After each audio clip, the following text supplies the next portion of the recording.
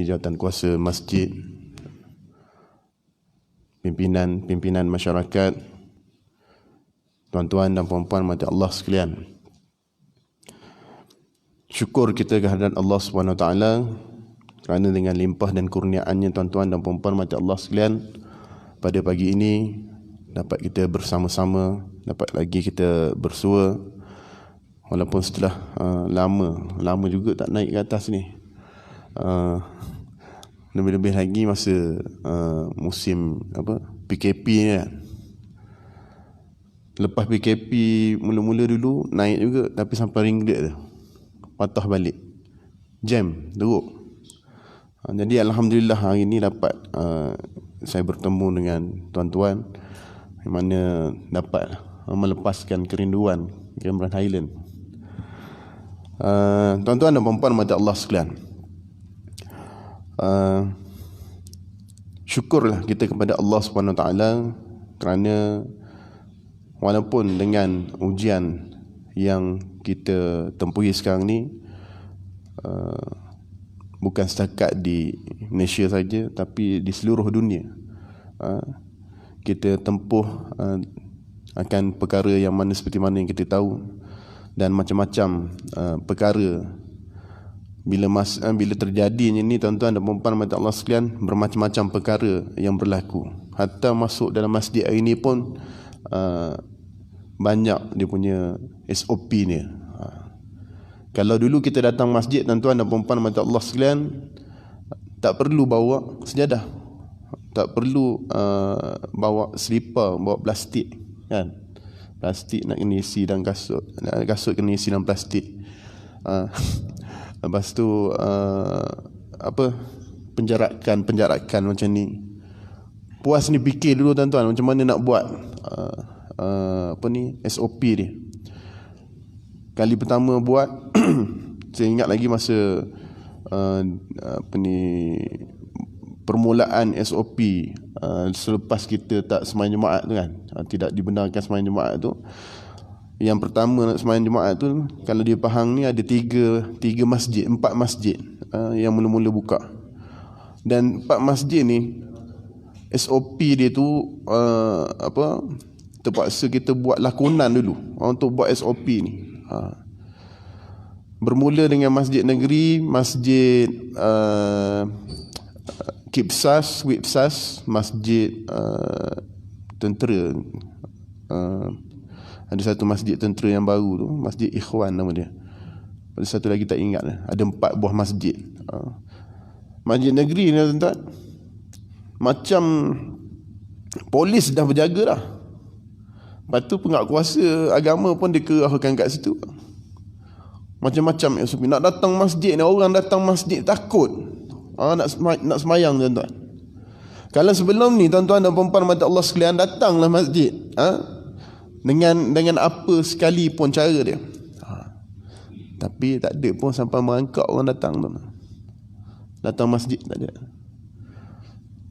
Bila berlakunya SOP ni tuan-tuan, ada SOP, macam-macam orang marah. Rupanya ramai orang nak pergi masjid. Baru tahu ramai orang nak pergi masjid.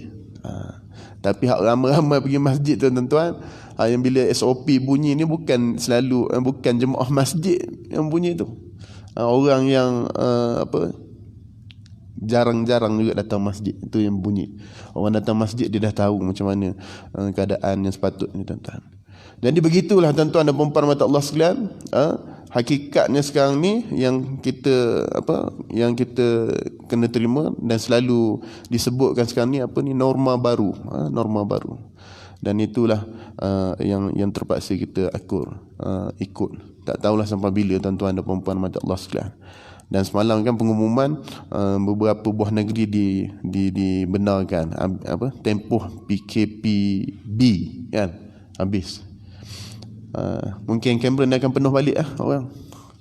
Akan penuh balik. Jadi tuan-tuan dan puan-puan mati Allah sekalian, itu habis buat cerita norma baru.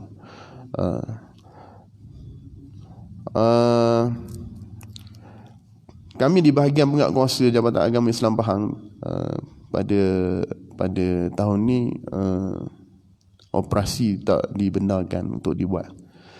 hanya settlekan aduan-aduan je. Walaupun tak dibenarkan dibuat, tuan-tuan dan puan-puan mata Allah sekalian, kita cuba buat program pencegahan yang mana kita dah buat beberapa daerah. Dan malam tadi di Cenong, dan akan banyak lagi lah sebelum ni di Raub, di Temeloh, di Pis, Benter, semalam Cenong. Mungkin minggu depan ataupun 2 minggu lagi di sini, tapi tak buat di Tanah Rata ni, buat di kampung asli rasanya, Terisu belah-belah sana. Kita buat program pencegahan. Tuan-tuan dan puan-puan mata Allah sekalian, walaupun dalam tempoh PKP, PKPB, PKPD, PKP ni kan, yang mana kita diarahkan untuk duduk di dalam rumah, stay at home, we work for you kan. Tapi masih lagi perkara-perkara yang melibatkan maksiat itu berlaku. Perkara-perkara yang melibatkan maksiat itu berlaku. Walaupun duduk di rumah, tuan-tuan, kita dihubungi juga dengan aduan-aduan yang mana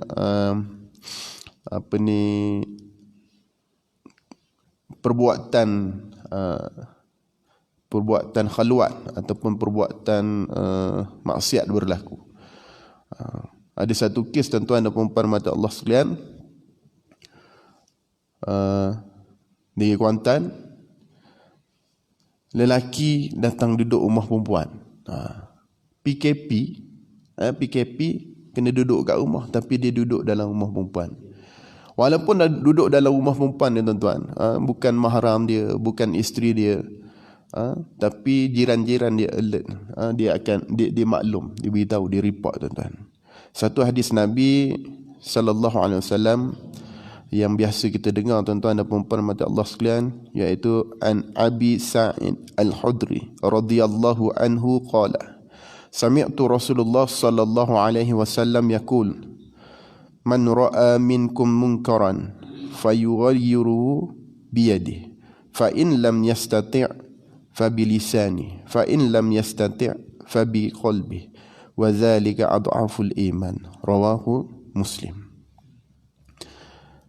Daripada Abu Sa'id Al-Khudri radhiyallahu anhu berkata bahawa beliau mendengar Rasulullah sallallahu alaihi wasallam bersabda, maksudnya, sesiapa antara kamu melihat kemungkaran, hendaklah dia mengubahnya dengan tangannya.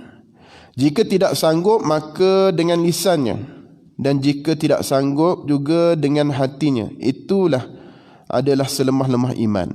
Hadis riwayat Ahmad, Muslim, Abu Daud. Tuan-tuan dan puan-puan mata Allah sekalian, cerita tadi, walaupun keadaan PKP itu berlaku, tapi jiran ni tadi ikut apa yang diperintahkan oleh Nabi sallallahu alaihi wasallam, buat aduan. Sebabnya jiranlah antara orang yang hampir dengan jiran-jiran dia lah. Bila orang datang ke, orang hadir rumah dia pun dia boleh tahu. Ada satu istilah ataupun pepatah Melayu, jangan jaga tepi kain orang. Pepatah ke? Ya? Tak boleh pakai. Kami 2 minggu lepas Jumaat baru ni, Jumaat sebelum ni kita buat program di Raub. Program di Raub tu kita suruh semua penguatkuasa, ada 5 masjid di Raub tu. Sepanjang perjalanan nak pergi ke Uludong, ada 5 masjid. Kita akan bertemu dengan 5 masjid, dan 5 masjid tu kita suruh ada penguatkuasa untuk khutbah. Tuan-tuan, penguatkuasa ni bukan semua boleh baca khutbah, bukan semua boleh jadi imam. Jadi bila saya aturkan satu program tu untuk baca khutbah. Bila baca khutbah ni bertolak-tolak, tuan-tuan, tolak. Dengar kalau masa PKP tu, kalau dengar orang baca khutbah, cek ni boleh cek. Tapi bila dia kena baca khutbah, dia gugup, tak boleh. Saya alhamdulillah tuan-tuan, sebabnya dekat sini mula-mula masuk dulu dah dia ajar untuk baca khutbah. Ketalnya macam-macam lah. Macam-macam. Orang mana orang lama kat sini tahu macam mana saya dulu kan. Jadi bila disuruh baca, kita ambil satu khutbah. Ni kebetulan ada khutbah ni kan. Khutbah jabatan mufti, tapi kita ambil yang kita baca yang tahun 2019. Disember ke November 2019. Dia ada satu tajuk memang berkenaan dengan cegah maksiat ni. Kita baca yang tu. Kebetulan khutbah tu memang pendek. Kenalah dengan situasi sekarang ni. Khutbah tu memang pendek. Jadi kena dengan situasi sekarang ni. Jadi baca khutbah berkaitan dengan maksiat tu. Hadis yang dibacakan ni tadi pun ada termasuk dalam khutbah tu, tuan-tuan dan puan-puan mata Allah sekalian. Jadinya tuan-tuan dan puan-puan mata Allah sekalian, bila berlaku PKP ni tadi, maksiat tetap berlaku, masih lagi berlaku, macam-macam berlaku. Walaupun kerajaan menutup segala tempat, termasuklah dengan kelab malam, karaoke, tapi masih lagi berlaku, tuan-tuan dan puan-puan mata Allah sekalian. Kenapa ini berlaku? Kerana hilangnya sifat malu. Ada satu hadis Nabi sallallahu alaihi wasallam dalam hadis 40 Imam Nawawi, tuan-tuan, mengisahkan tentang malu. Bila hilang malu, tuan-tuan, buatlah apa yang kamu suka, kata Nabi. Bukan Nabi suruh buat, tapi maksudnya di situ Nabi menghalang untuk kita melakukan perkara-perkara yang memalukan itu. Jadi tuan-tuan dan puan-puan mata Allah sekalian, kalau kita tengok hadis tadi, dia menyebutkan bahawa siapa man ra'a minkum munkaran, siapa yang melihat kemungkaran antara kamu, hendaklah dia mengubahnya dengan tangannya. Ataupun jika tak sanggup, jika tak mampu, maka gunakan lisan, perkataan, sebut, cakap. Dan jika tak mampu juga, tegurlah dengan hati. Itu selemah-lemah iman. Jadi dalam ini, tuan-tuan dan puan-puan mata Allah sekalian, kalau kita lihat pada hadis ini, yang pertamanya apa yang kita boleh kongsikan, iaitu pengajaran daripada hadis ini. Yang pertamanya, menentang perilaku kebatilan dan menolak kemungkaran adalah wajib yang dituntut dalam ajaran Islam atas setiap Muslim sesuai dengan kemampuan dan kekuatannya. Nak mencegah kemungkaran ni, tuan-tuan dan puan-puan mata Allah sekalian, kalau tak ada kuasa, kita boleh cakap. Kalau tak boleh cakap, kita boleh tegur dengan iman. Dia ada kaedah, dia kemampuan mengikut kekuatan, tuan-tuan dan puan-puan mata Allah sekalian. Kadang-kadang bila tak ada kuasa pun, orang boleh cakap. Cakap jumpa one by one, tak elok benda yang buat ni. Kita kena ni lah, Islam melarang ni. Ada orang dia boleh terima bila kita tegur macam tu, tuan-tuan. Boleh terima. Ada orang bila tegur macam tu, dia dengar. Okey, tapi dia tak buat. Tapi lepaslah kita tegur. Ini yang masalahnya, kita tak tegur, tuan-tuan dan puan-puan mata Allah sekalian. Masalah kita tengok snap gambar.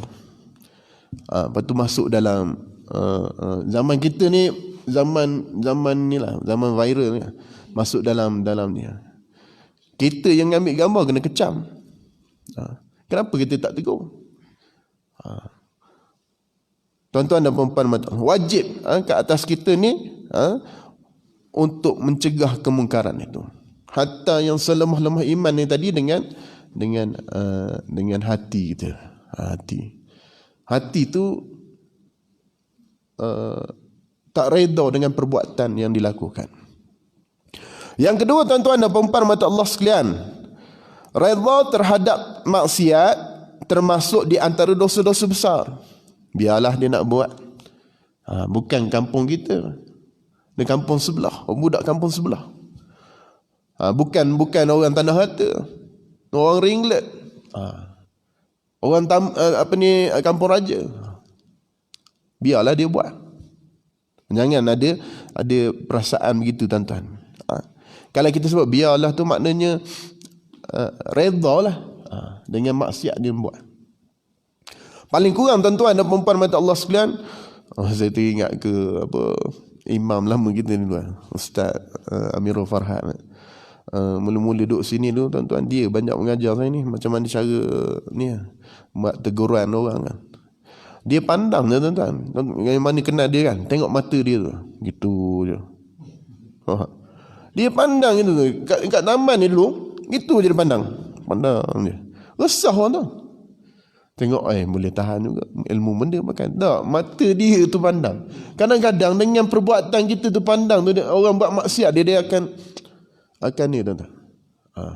Ataupun kita duduk 2-3 orang kan, tiga-tiga semua pandang ni ke sana. Orang buat maksiat jadi kaku tuan-tuan. Tak boleh lah. Daripada pegang tangan, lepas tangan. Daripada lepas tangan, duduk rapat tadi boleh jar. Tak ada cakap apa pun. Dia macam-macam kaedah tuan-tuan dan puan-puan macam Allah sekalian. Kalau dia jerit, hoi gitu, lagilah orang terkejut kan.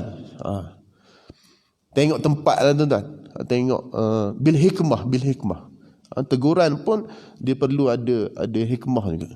Kalaulah dengan tidak berhikmah tuan-tuan dan puan-puan mata Allah sekalian, orang pada waktu tu dia boleh memang dia ni lah, tapi dia akan dendam. Dia akan buat lagi maksiat yang dia buat tu, yang biasa buat. Tapi kalau dengan bil hikmah tuan-tuan dan puan-puan mata Allah sekalian, dia akan jadi lain.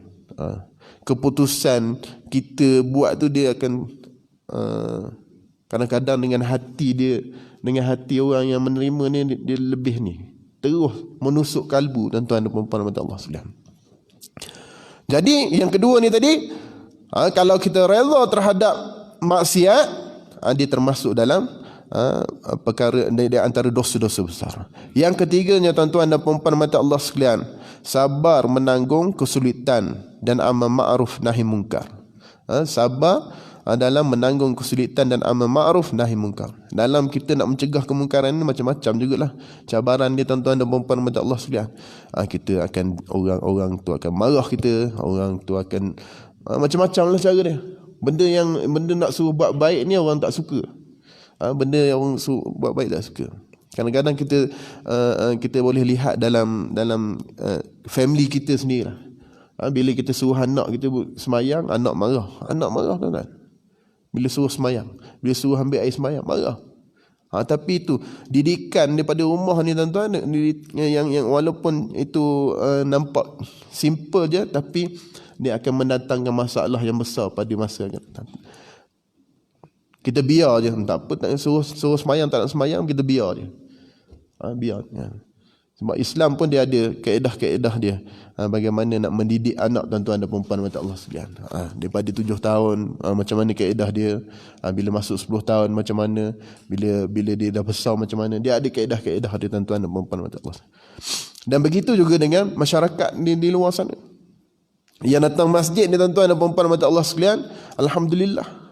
Daripada satu sudut dia boleh terima perkara-perkara peringatan ni. Tapi ada juga yang tak boleh terima tuan-tuan.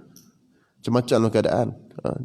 Tapi dia punya ni salah satu dia tadi dia boleh ni lah. Boleh peringatan tu paling kurang sedikit sebanyak 80% orang yang duduk masjid boleh terima. Tapi di luar sana tuan-tuan, macam-macam keadaannya. Yang ketiga ni tadi disebut sabar menanggung kesulitan dan amal ma'ruf nahi munkar. Yang keempatnya tuan-tuan dan puan-puan mata Allah sekalian, amal ma'ruf. Yang keempat ini, amal merupakan buah dari iman. Maka menyingkirkan kemungkaran juga merupakan buahnya keimanan. Membuahkannya keimanan. Beramal merupakan buah daripada iman. Beramal ni tuan-tuan dan puan-puan mata Allah sekalian, macam kita sembahyang, kita berzikir, kita buat semua tu. Sembahyang sunat, sembahyang 5 waktu ni kita buat. Sembahyang ditambahkan lagi dengan qiyamul lail, bangun malam, sebelum datang subuh ni tadi, macam-macam dah buat tuan-tuan dan puan-puan mata Allah sekalian. Itu semua merupakan buah daripada iman. Maka menyingkirkan kemungkaran, mencegah kemungkaran, amar ma'ruf nahi munkar tadi kan, bila kita buat pun itu pun merupakan buah daripada keimanan. Salah satu daripada iman tuan-tuan dan puan-puan mata Allah sekalian. Cuma perkara mencegah kemungkaran ni jarang orang buat. Mengajak orang buat baik ramai, tapi nak cegah ni payah. Walaupun kita tahu benda tu tak betul, tapi nak lepas nak cakap tu. Kadang-kadang ada kuasa pun tak nak buat. Ada kuasa pun tak nak buat. Maknanya ada kekuatan kat dia. Pun tak nak buat. Apatah lagi yang tak ada kuasa tuan-tuan dan puan-puan mata Allah sekalian. Persen untuk kita bila nampak orang buat maksiat depan mata, berapa persen yang kita boleh ni tuan-tuan? Ada orang tuan-tuan bila nampak dia terus 100%, marah terus. Hati ni akan, ada orang tengok biasa je. Norma baru dia.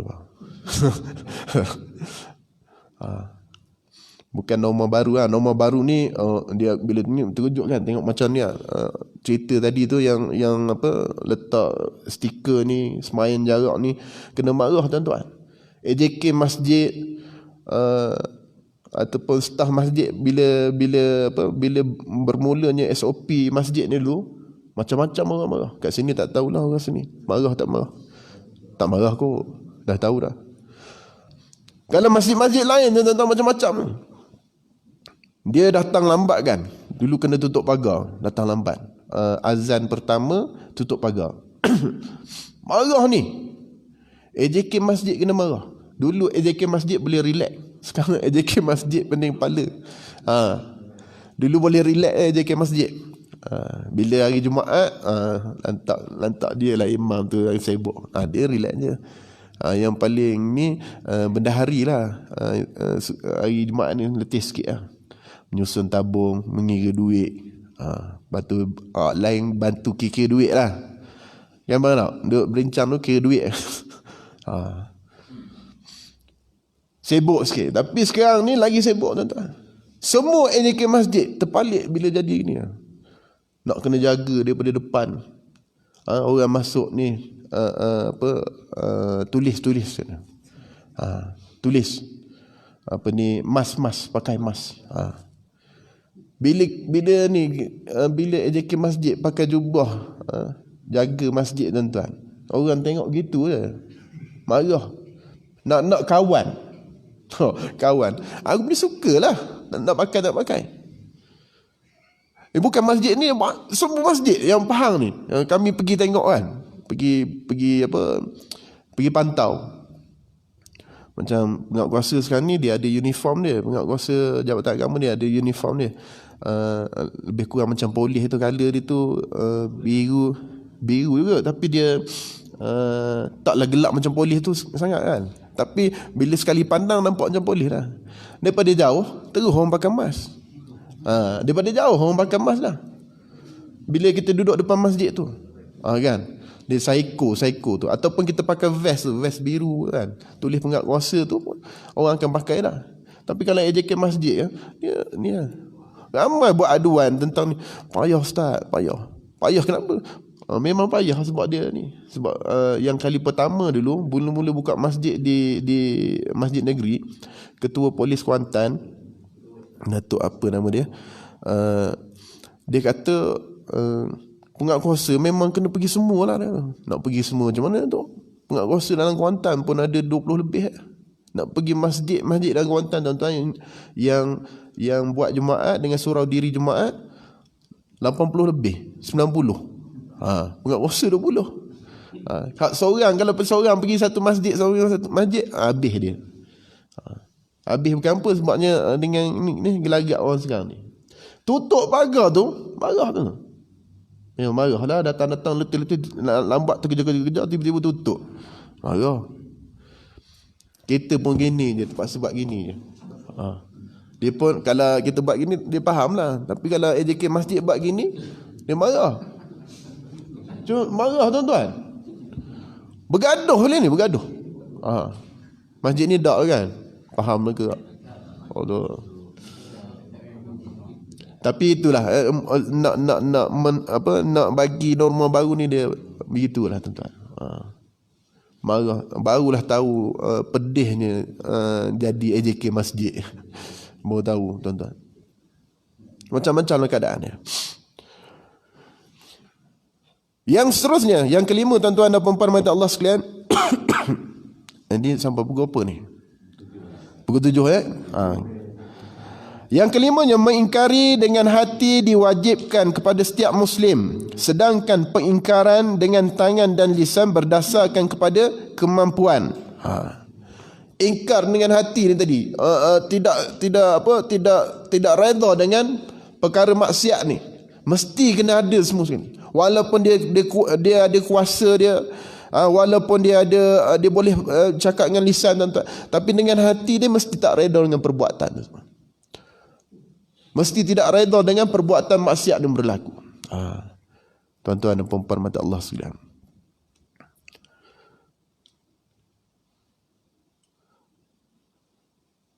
Sedangkan pengingkaran dengan tangan dan lisan berdasarkan pada kemampuan. Lisan dan tangan ni tadi kena dengan kemampuan. Kalau tak mampu, tak buatlah. Boleh, tapi dengan hati ni tadi kena wajib ingkar, wajib tidak redha dengan perkara tersebut, perkara maksiat berlaku.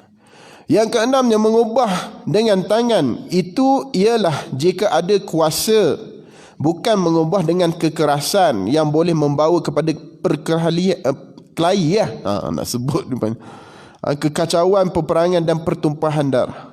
Mengubah dengan tangan ni maksud kat sini iaitu dengan kekuasaan, bukan dengan kekerasan. Bertumbuk terus tuan-tuan, nampak engkau ni bom.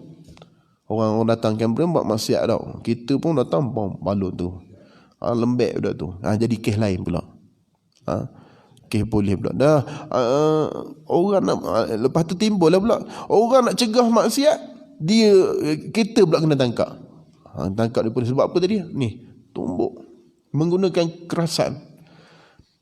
Paling kurang jumpa, beritahulah jangan buat gini. Gitu je lah tuan-tuan.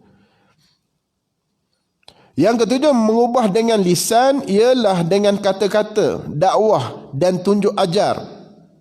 Rasulullah sallallahu alaihi wasallam bersabda yang maksudnya jihad yang utama ialah perkataan yang benar di sisi pemerintah yang zalim. Maknanya tuan-tuan dan puan-puan mata Allah sekalian, dalam mengubah dengan lisan ni tadi, hendaklah dengan kata-kata dakwah, kata-kata dengan bil hikmah ni tadi tuan-tuan. Bukan dengan cacian dan sebagainya tuan-tuan. Lisan terus caci orang ni, marah. Tak boleh. Dia ada kaedah-kaedah dia tuan-tuan dan puan-puan mata Allah sekalian. Mestilah dengan kata-kata dakwah, dengan kata-kata yang baik dan tunjuk ajar. Tak boleh buat gini dek. Kalau buat gini ni agama melarang. Kita kena gini dan gini. Cakaplah boleh. Kadang-kadang dengan perkataan yang lembut tu, walaupun perbuatan maksiat tu, tapi dengan kata-kata yang lembut ni akan menyebabkan dia sedar dengan perbuatan dia tu. Orang yang buat maksiat ni kadang-kadang bukan dia berlaku maksiat betul, tapi dia ni mengikut nafsu tu pada waktu tu. Dia tak ingat. Bila kita bagi peringatan, baru sedar. Tapi hak yang berlaku maksiat betul ni ada lah. Orang yang memang hidup dia semua maksiat buat. Dia dah maksiat tersebati dengan dia tu. Tu pun kena bagi peringat. Tante akulah tuan-tuan. Dulu saya ada cerita kat sini. Seorang orang tua lah. Tua pun 50-60-an ataupun 60 lebih ke atas. Memang sebati maksiat dia. Perempuan minum arak. Dapat ni lah, jumpa dalam ni lah, karaoke kelab dandut Kuantan. Dapat. Minum arak ni. Sambil-sambil kita nak ambil ni, kita tanya cawan mana yang tuan minum kamu kan. Encik minum yang mana? Ni dia ambil cawan tu, minum depan kita. Minum lagi. Hak ni lah saya minum. Pelaku maksiat, orang yang betul-betul ni memang sebati dengan dia. Perempuan gitu.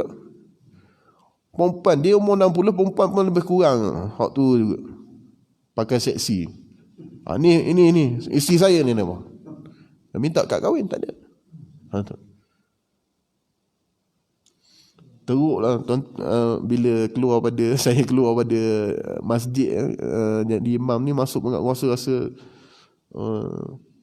rupanya banyaklah maksiat orang buat ni. Teruk sangat. Kalau dulu dengar kawan-kawan cerita gitu je lah, kawan-kawan penguasa cerita gitu lah rasa. Kita sebab duduk masjid dikelilingi dengan orang yang baik-baik dah. Bila dengar gitu lah. Ni bila kita masuk ni memang kena buat kerja gitu tu. Bila jumpa tuan-tuan, masuk dalam kelab malam, orang menyanyinya Melayu, orang menarinya Melayu, orang minumnya Melayu. Penguasa datang pun Melayu. Melayu mereka. Hak yang grup-grup anak-anak muda ni tempat lain. Hak grup-grup tua ni, kalau tuan-tuan pernah pergi Kuantan, ada satu tempat tu nama Jalan Wak Ajang. Tahu Azari. Jalan Wak Ajang tu. Jalan Wak Ajang tu macam-macam benda tuan-tuan. Macam-macam.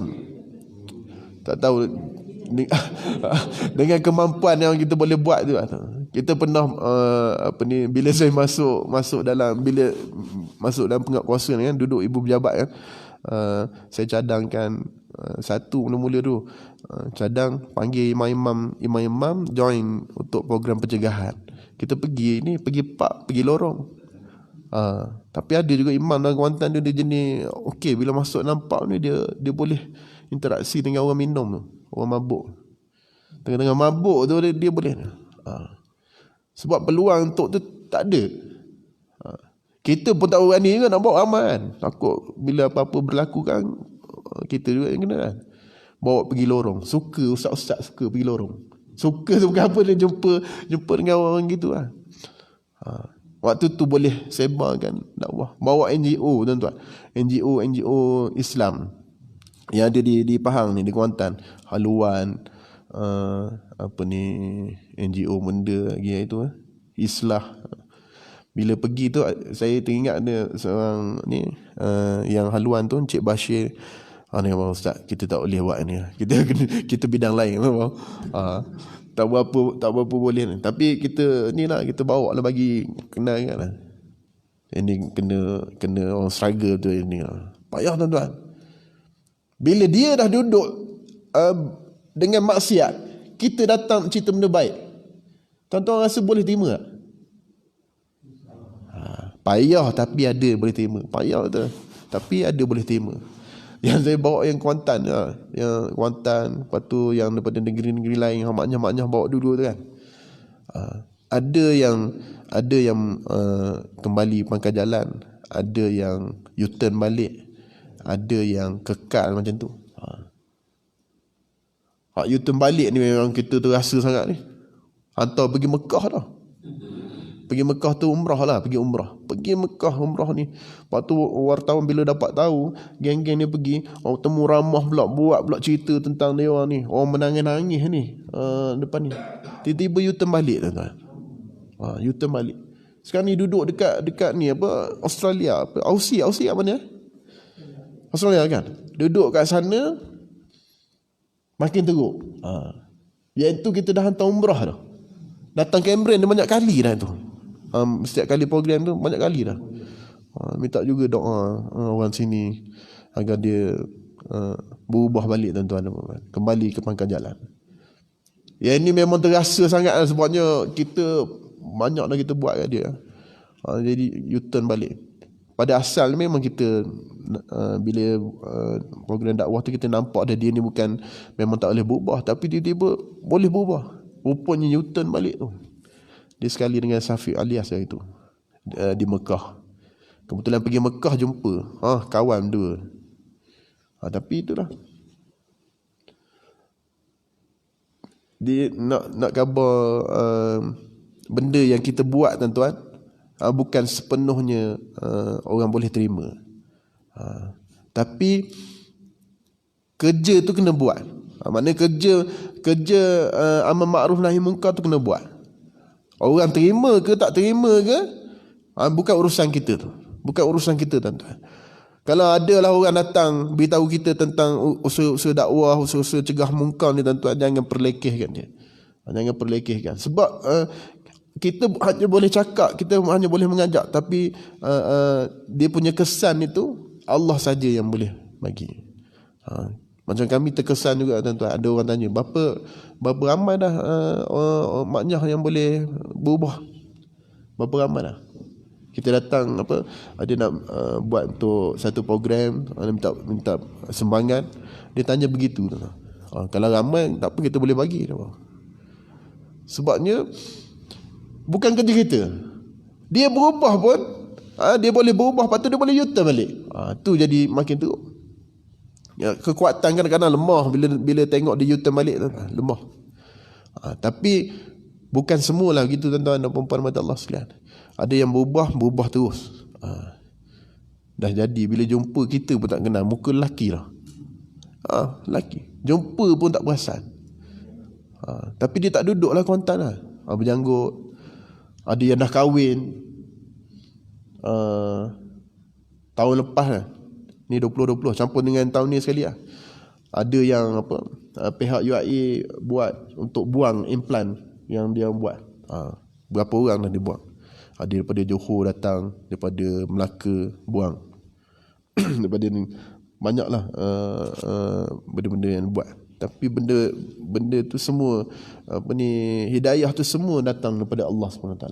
Bukan kita punya kerja tuan-tuan dan puan-puan mata Allah sekalian. Banyak lagi ni. Tapi kita sambunglah tahun depan pula. Banyak ni. Jadi cukuplah sekadar ni tuan-tuan dan puan-puan mata Allah sekalian. Moga-moga dengan apa yang kita dengar sabda Nabi sallallahu alaihi wasallam tadi berkaitan dengan hadis man ra'a minkum munkaran tu, dapat menjadikan kita ni orang yang sentiasa buat kerja-kerja mencegah kemungkaran ni. Ajak pada benda baik biasa dah orang buat, tapi cegah mungkar ni dia sukar sikit untuk buat, payah sikit untuk buat. Tapi ikhtiar lah macam mana untuk sebabnya cegah mungkar ni pun merupakan salah satu juga yang perkara yang menyebabkan kita ni tambah iman juga tuan-tuan dan puan-puan mata Allah sekalian. Wallahu alam. Mohon maaf sebarang kata-kata yang mana menyinggung perasaan, kata-kata yang menyakitkan, dan terima kasihlah kepada imam DK masjid yang jemput saya malam tadi lah. Kebetulan lepas isyak datang duduk borak tu, Tok Imam bawa suruh datang. So dia wallahu alam wa billahi taufiq wal hidayah. Assalamualaikum warahmatullahi wabarakatuh.